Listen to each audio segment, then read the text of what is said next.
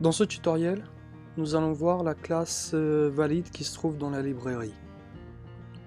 Comme son nom l'indique, elle fournit plusieurs fonctions pour valider les variables ou les entrées.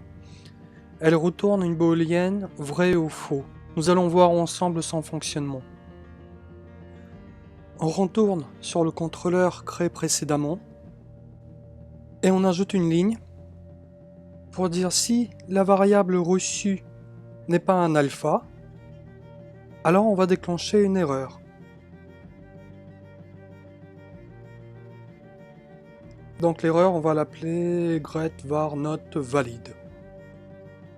Maintenant retournons dans notre index qui fait l'appel et vérifions l'erreur qu'on vient de créer. Donc par exemple là, on va lui ajouter quelques chiffres et voyons voir. Donc on a bien une erreur qui se déclenche, get var not valid. Voilà. Retournons et enlevons les chiffres qu'on a mis.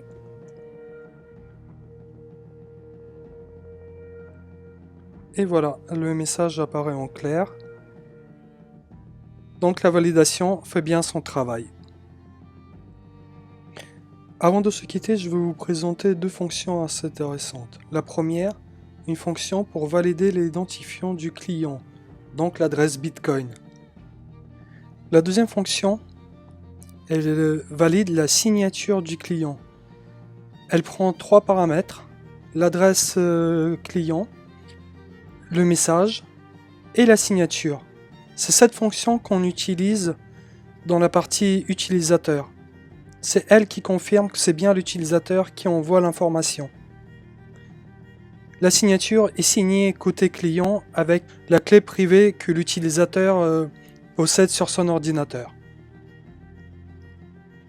Comme pour la classe outils, je vous mettrai toutes les fonctions disponibles dans la documentation sur GitHub.